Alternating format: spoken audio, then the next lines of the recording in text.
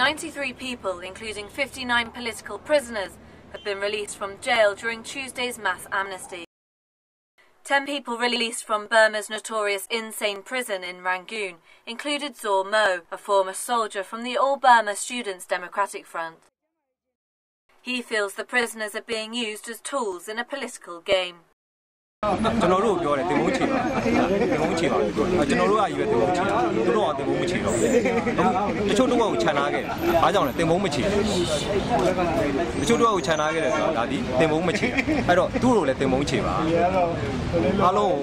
လူကြီးတွေကခွင့်လို့မယ်ဆိုတော့အားလုံးခွင့်လို့လိုက်ပါအဲထဲမှာကျွန်တော်တငယ်ချင်းတွေမထားပါနဲ့တော့နော်ကျေးဇူးပြုလုပ်ပေးပါနိုင်ငံရေးကစားကွက်အနေနဲ့အသုံးချတာမျိုးလည်းမလုပ်ပါနဲ့6ရောက်ပဲတကယ်စေနာထားတယ်ဆိုရင်တကယ်ကိုစေနာထားပြီးတော့တကယ်ပုံမှန်လင်းလင်းနဲ့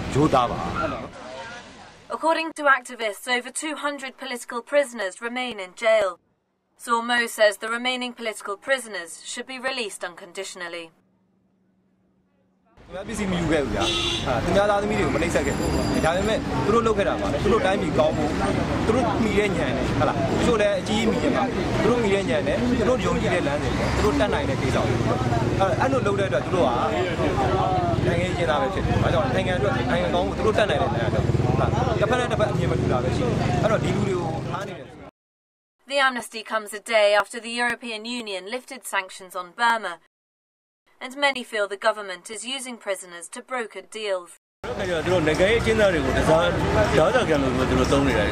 သုံးချနေတာမျိုးကျွန်တော်တို့တွေ့ရတယ်။ဥပမာမနေ့ကဆိုလို့ရှိရင်ဒါဥရောပသမဂ္ဂကနေပြီးတော့ဒါမြန်မာနိုင်ငံနဲ့ပတ်သက်တဲ့ဒီ